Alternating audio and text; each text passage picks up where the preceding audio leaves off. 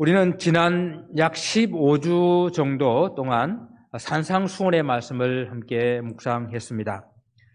오늘은 이 산상수훈의 마지막 결론 부분입니다. 주님께서 산 위에서 이렇게 말씀을 가르쳤다 해서 산상수훈이라고 이렇게 부르는 이 말씀에 대한 이 말씀을 다 마치신 이후에 사람들의 반응은 오늘 본문 마지막 절 28절과 29절 말씀에 나와 있습니다. 예수께서 이 말씀을 마치심에 무리들이 그의 가르치심에 놀라니 이는 그 가르치시는 것이 권위 있는 자와 같고 그들의 서기관들과 같이 아니함이더라. 당시에 일반적으로 예수님 당시 일반적으로 사람들이 이렇게 말씀을 이렇게 가르치는 그런 일들은 이 서기관들의 이런 몫이었습니다.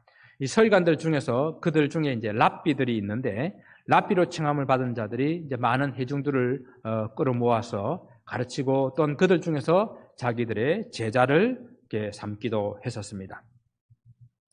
그러한 서기관들과 이 바리새인들의 가르침과 우리 주님께서의 가르치심은 아주 차원이 달랐다라는 그런 말씀입니다. 예수께서 가르치는 말씀이 이 바리새인들과 서기관들과 달랐다는 것은 말씀이 가지는 그런 권위에 있어서 확연한 차이가 났다는 이야기죠.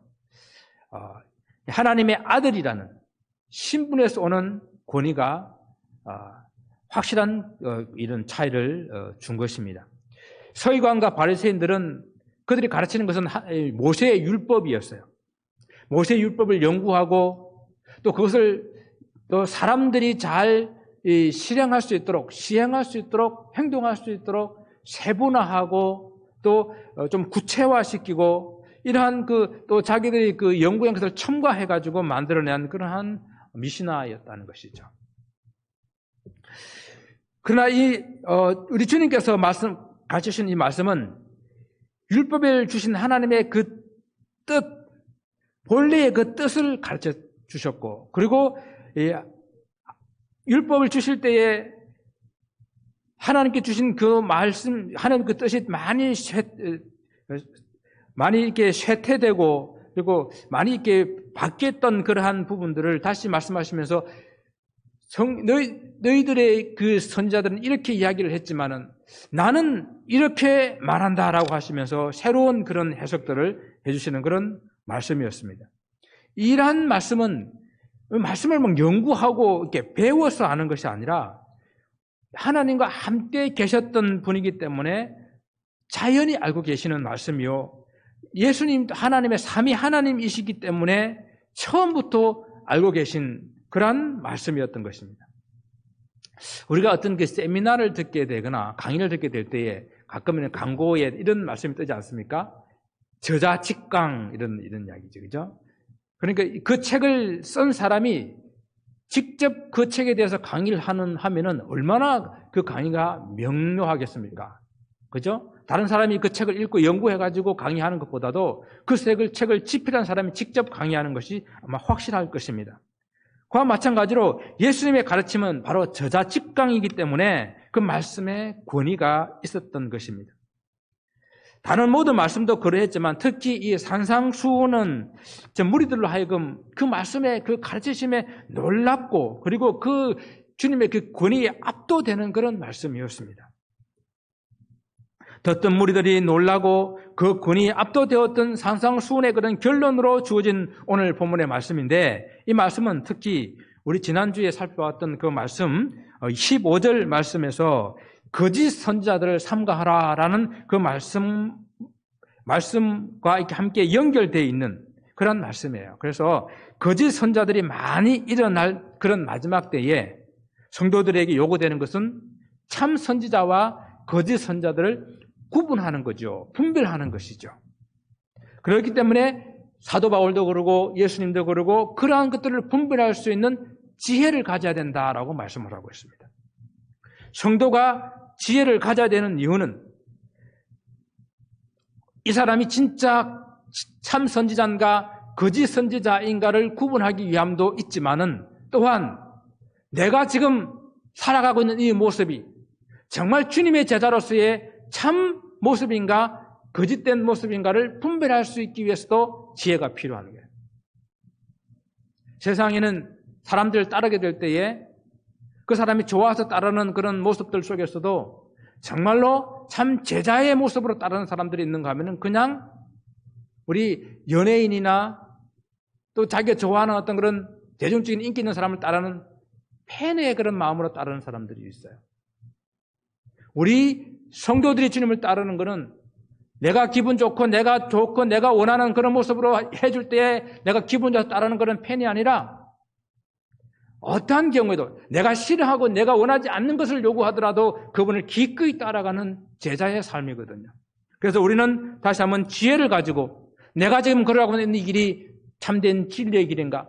우리가 이미 살펴본 것처럼 내가 좁은 문을 향하여 좁은 길을 걸어가고 있는가 하는 것을 살펴보려고 하면은 지혜가 필요하다는 이야기입니다. 그래서 오늘 이 산상수훈의 결론을 주시는 이 교훈의 말씀으로 어떤 사람이, 어떤 성도가 정말로 지혜 있는 성도인가 우리가 살펴보기를 원합니다. 첫째는 아버지의 뜻대로 행하는 사람이 지혜 있는 사람입니다. 오늘 보면 21절 말씀은 우리를 상당히 당황하게 합니다.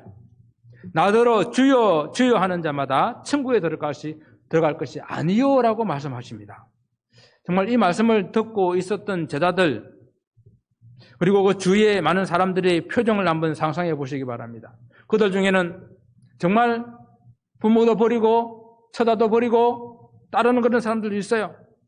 모든 재산을 버리고 직장도 버리고 따르는 그런 사람들도 있었습니다. 그런데 나더러 주여 주여 하는 자마다 천국에 들어갈 것이 아니요라고 말씀하십니다. 우리는 이렇게 배우지 않았습니까? 예수님을 주님이라고 부르며 따르면은 천국에 들어간다. 예수님을 주라 고백하게 되면은 천국에 들어간다. 구원 얻었다라고 우리는 이렇게 배우지 않았습니까? 그런데 주님이 오늘 아니라고 말씀하십니다. 22절과 23절을 보면 더 당황스럽습니다. 이 사람들은 주의 이름으로 선지자 노릇을 하며 주의 이름으로 귀신을 쫓아내며 주의 이름으로 많은 권능을 행했다라고 그랬어요. 그러니까 이들은 일반 성도들도 있지만은 또한 이들 가운데는 지도자의 위치에서 귀신을 쫓아내는 그런 은사를 베풀고 주님의 이름으로 권능을 행하고 그래서 겉으로 보면 대단한 믿음을 잊고 능력 있는 주의 종으로 평가받을 수 있는 그런 사람들인데 말입니다. 그럼에도 불구하고 우리 주님께서는 그렇다고 해서 다 하나님 나라에 가는 것은 아니다라고 말씀하십니다. 그럼 도대체 누가 하나님 나라에 갈 수가 있습니까? 오늘 우리 이 말씀을 주님께서 주여 주여 하는 이 말에 진정성을 가지고 있는지를 생각해 보아야 한다는 말씀입니다. 그래서 이 말씀은 오늘 15절 우리가 지난주에 살펴봤던 15절 말씀과 연결하여서 거짓 선자들의 그런 겉모습은 양의 옷을 입었는데 그 속에는 노략질하는 이리가 들어있다라고 그랬어요. 그와 같이 위선되고 가식된 거짓된 그런 선자들에 대한 경고의 말씀으로 또한 우리는 이 말씀을 보아야 합니다. 이들이 선지자처럼 선지자 노릇하고 선지자처럼 행동하고 또 그들에게 역사와 능력을 일으키는 그런 겉모습을 가지고 있다고 해서 그러한 것으로만 평가할 수 없다라는 것을 오늘 본문을 말씀해 주고 있는 거예요. 그런데 사람들은요, 이러한 외적인 모습에 현혹되고 그리고 겉으로만 보이는 현상에 너무도 쉽게 유혹되고 있습니다. 주님은 이와 같은 능력이 있다 하더라도 말씀을 멋지게 풀어서 잘 전하는 그래서 선지자 노릇을 잘 해내는 자들 또한 귀신을 쫓아내는 그 초능력을 입은 자들 그리고 또한 나아가 주의 이름으로 많은 그런 권능을 행하는 자들이라 할지라도 21절 후반절 말씀하는 바와 같이 하늘에 계신 아버지의 뜻대로 행하지 않는 자 하나님 뜻대로 행하지 않는다고 한다면은 그들은 바로 불법을 행하는 자들이기 때문에 결코 천국에 들어갈 수가 없다라고 말씀하십니다. 그러니까 중요한 것은 능력이 아니에요. 직분이 아닙니다. 하나님의 뜻대로 그 일을 행하느냐 하나님 아버지의 뜻을 이루느냐 하는 것입니다. 그래서 우리 주님께서는 어찌하든지 그의 삶을 통해서 당신의 삶을 통해서 아버지의 뜻을 위해서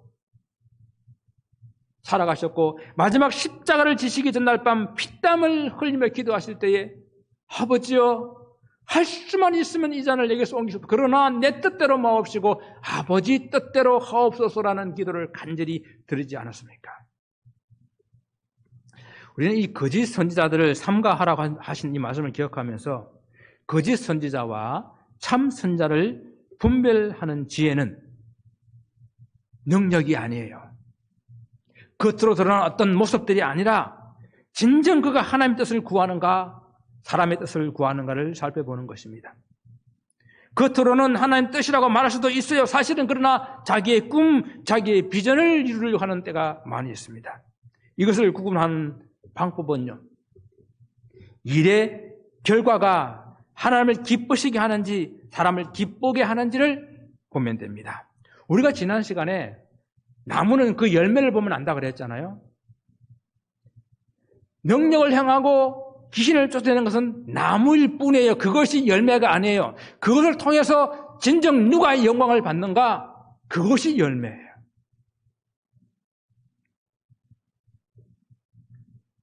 주님의 경고를 늘 마음에 새길 수 있기를 바랍니다. 주님의 이름으로 선지자 노릇을 하고 귀신을 쫓아내는 능력을 행했지만 하나님 아버지 뜻을 따라 행하지 않는 불법을 행한 자들에게 말씀하시기를 내가 너희를 도무지 알지 못하니 불법을 행한 자들아 내게서 떠나가라. 그들이 행한 모든 것은 불법으로 심판하시며 떠나가라 명령하십니다. 우리는 지금 나는 누구의 뜻을 따라 누구의 뜻을 이루기 위해서 살아가고 있는지 한번 질문해 보시기를 바랍니다. 두 번째는 주님의 말씀을 행하는 자가, 주님의 말씀에 따라 실천하는 자가 지혜 있는 성도입니다. 주님께서 산상수훈의 말씀을 마치실 때에 무리들이 그 가르치심에 놀라고 그 권위에 압도되었다고 그랬지 않습니까? 주님의 말씀의 권위는 어디서 나오는 것입니까? 바로 주님의 그 삶에서 나오는 것이거든요. 주님께서는 철저하게 하나님 아버지 뜻을 따라 행하셨고 그리고 그분의 삶은 사람들에게 가르치시면은 그 가르치심과 일치하는 삶을 사셨습니다. 강단에서 선포되는 말씀과 삶이 다르고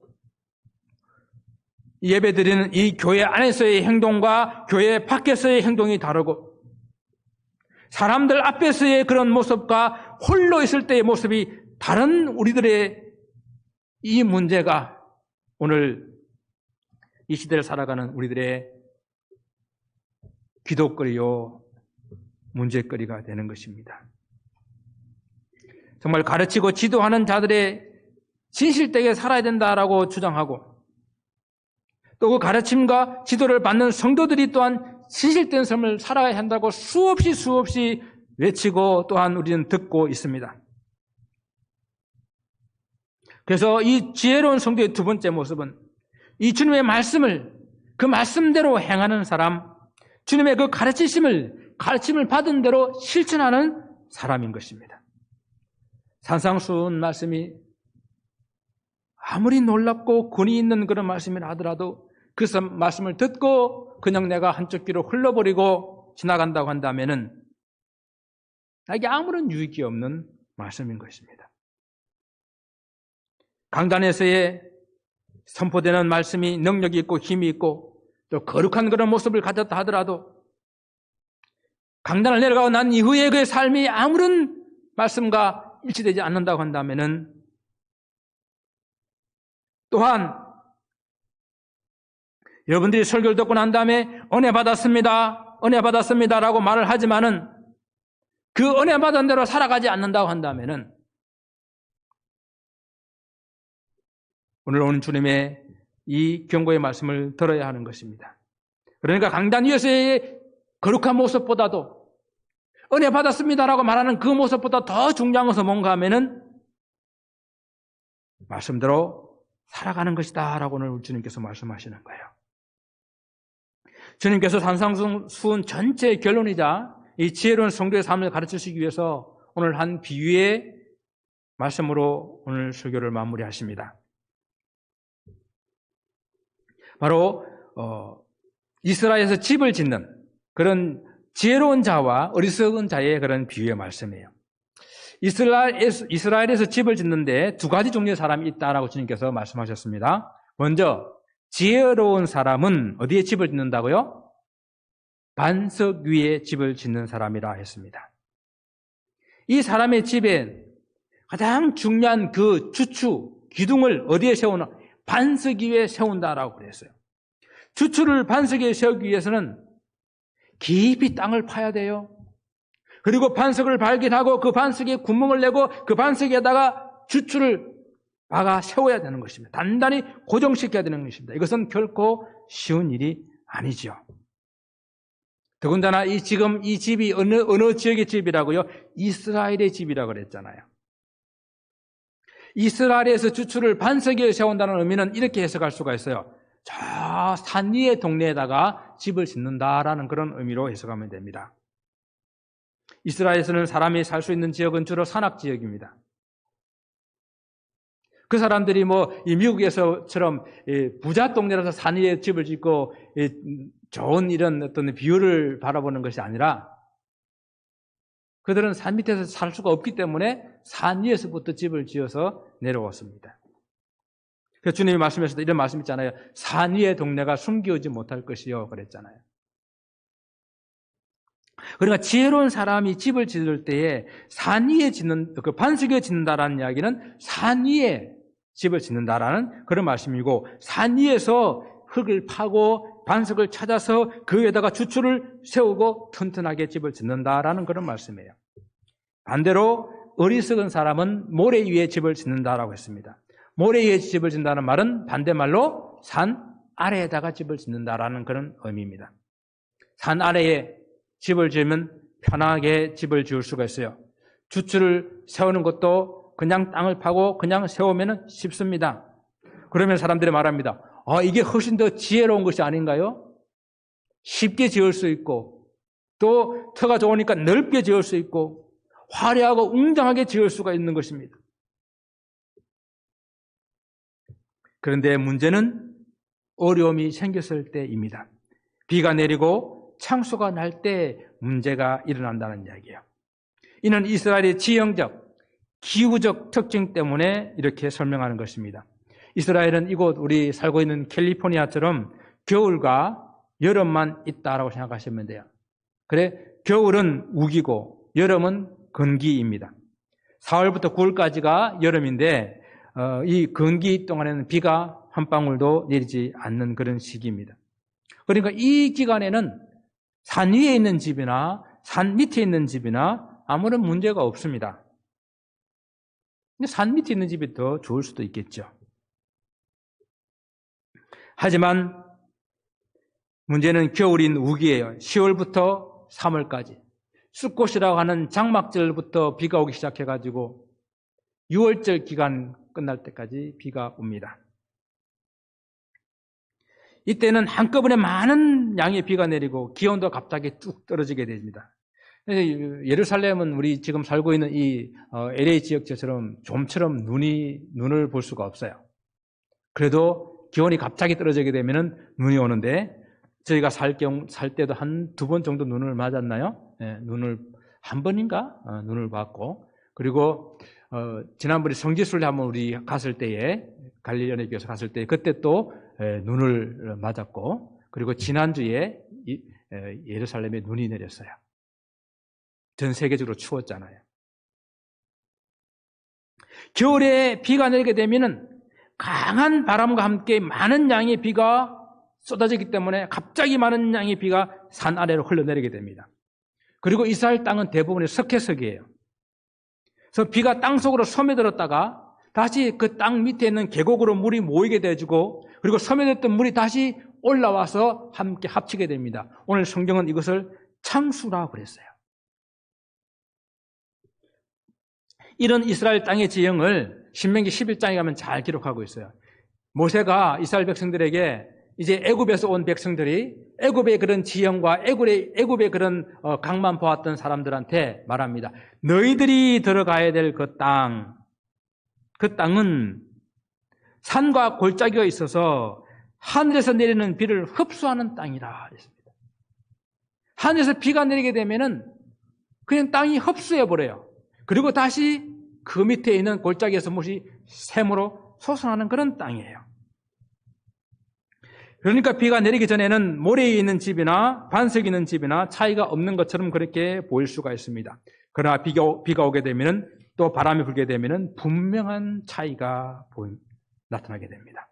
비가 내리고 창소가 나고 바람이 부딪히게 될 때에 모래 위에 세운 그 집은 어려움을 당할 수밖에 없습니다. 주추를 모래 위에 세웠기 때문에 비와 바람과 창수에 의해서 그 모래에 세워진 집은 무너질 수밖에 없다라는 이야기예요. 성경은 이를 어리석은 자라라고 말씀을 하십니다. 나의 이 말을 듣고 행하지 아니하는 자는 그 집을 모래 위에 지은 어리석은 사람과 같다라는 이야기예요. 여러분, 모래 위에 집을 지은 사람이 어리석은 이유는요, 이스라엘에 살고 있으면 누구나 다 그렇게 된다는 걸 알고 있어요. 그럼에도 불구하고 그렇게 집을 짓는 사람이 있다니까요. 어리석게도. 그리고 비가 오게 되면은 그걸 그때 깨닫는 거예요. 이거만큼 어리석은 사람이 없는데 그와 마찬가지로 하나님의 말씀을 듣고 복된 말씀, 권위 있는 말씀, 이 말씀을 듣고 행하지 않는다고 한다면은 이와 같이 어리석은 사람이다라고 말씀을 하는 것입니다. 모래에 집이 심하게 무너지는 것에 비해서 산 위에 반석 위에 지은 집은 비가 와도 바람이 불어도 창소가 나도 무너지지 않습니다. 반석 위에 주추를 놓았기 때문에 기초가 튼튼하기 때문에 흔들리지 않는다는 것입니다. 성경은 이 비유를 바로 주님의 말씀을 듣고 행하는 사람이다라고, 오늘 지혜로운 사람이다라고 말씀을 하고 있습니다. 24절 말씀에 누구든지 나의 이 말을 듣고 행하는 자는 그 집을 반석 위에 지은 지혜로운 사람과 같으리니. 즉 주님의 말씀을 듣고 실천하는 사람이 바로 집을 반석 위에 지은 지혜로운 사람이라는 말씀입니다. 이렇게 반석 위에 집을 짓는 것이 지혜로운 이유는 뭡니까? 지금 당장 일이 아니라 장차 일어나게 될 그 일을 미리 생각하고 예비하고 준비하기 때문에 이 사람이 지혜롭다는 이야기입니다. 그리고 그는 주추를 아무 때나 세우지 않고 튼튼한 반석 위에 세우기 때문에 이 사람이 지혜롭다는 이야기예요. 석회암 지형인 이스라엘에서 오랜 세월을 지나면서 깎아내리고 남아있는 그 돌은 탁탁한 석회암이에요.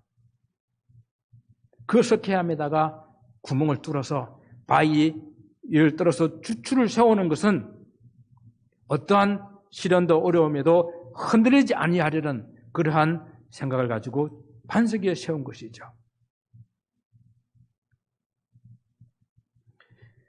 바로 이런 바위 위에 구멍을 뚫고 나무에 기둥을 박아서 세우는 이런 시간과 노력이 많이 필요합니다. 그러나 그것이 집을 튼튼하게 하는 것이고 그것이 비가 오고 바람이 부딪혀도 집이 무너지게 아니하는 길이기 때문에 금방 어떤 결과가 나타나지 아니해도, 하지만 여름이 지나고 겨울이 오듯이 우리 모든 인생은 그 끝이 있다는 것을 알고 준비하고 예비하는 것, 바로 이것이 지혜로운 사람이라는 것입니다.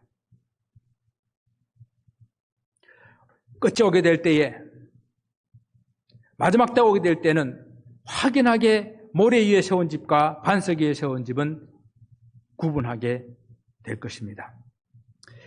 이 반석 위에 집을 세우는 지혜로운 사람이라는 것의 의미가 바로 주님의 말씀을 듣고 행하는 자, 순종하는 자, 실천하는 자라는 이 말씀을 오늘 가슴속에 새기면서 우리는 우리의 신앙생활에서 그만큼 말씀을 듣고 실천하는 것, 그것을 다시 한번 다짐할 수 있기를 바랍니다.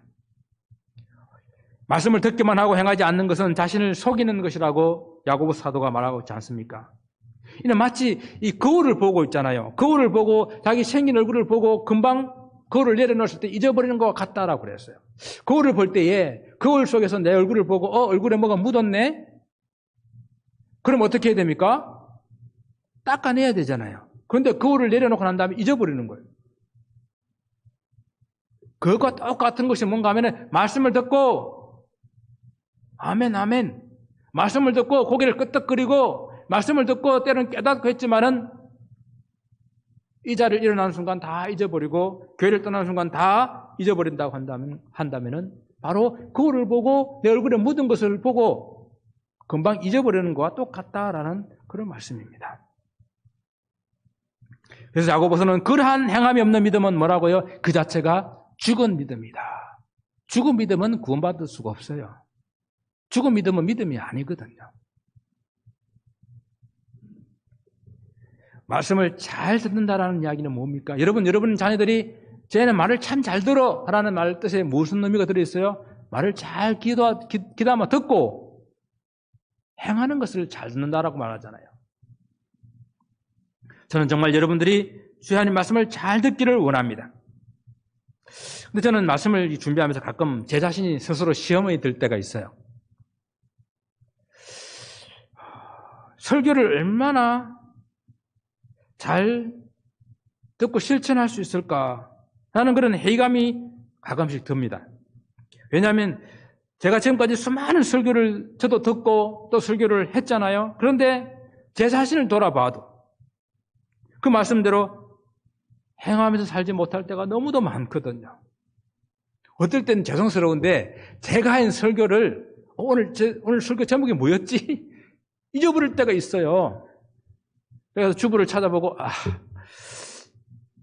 저도 잊어버리는데 성도님들한테 지난주 설교 제목이 무엇이었습니까? 물어보는 것이 참 무모한 질문이다라는 생각이 들 때도 있어요. 그런데 있잖아요. 그렇기 때문에 이렇게 수없이 많은 설교를 들었고 말씀을 읽었고 또 설교를 했고 그럼에도 불구하고 그 말씀대로 설교대로 행하지 못하기 때문에 또 설교해야 되고 또 말씀을 들어야 되고 그런 것 같아요. 그러면서 이번에는 내가 들려지는 말씀, 내가 읽는 말씀, 그 말씀대로 내가 행하리라, 그대로 한번 살아보리라 다시 한번 다짐하고 결단하는 그런 시간들이 되어야 된다는 이야기입니다. 사실 우리 모두는 다 집을 짓는 사람들입니다. 성도들 각자 개인 그런 믿음의 집을 짓고 있어요. 또 우리 가정에서는 가정의 그런 사랑의 집을 짓고 있습니다. 그리고 또 우리는 모여서 함께 믿음의 이 공동체, 믿음과 사랑의 공동체라는 이런 집을 함께 지어가고 있어요. 그렇다고 한다면 이 집을 지을 때 모든 집들은 다 반석 위에다가 세워놔야 하는 거예요. 반석 위에 집을 짓는다고 하는 것은 입술로만 주여 주여라고 부르짖는 것을 의미하지 않는다라고 말씀하고 있습니다. 반석 위에 집을 짓는다고 하는 것은 내 꿈, 내 생각, 내 야망을 이루기 위해서 주님께 주신 그런 물질과 시간과 능력을 사용하는 것이 아니라고 말씀을 하고 있습니다. 반석 위에 집을 짓는다고 하는 것은 아버지의 뜻을 행하는 것이라고 오늘 본문을 말씀하고 있어요.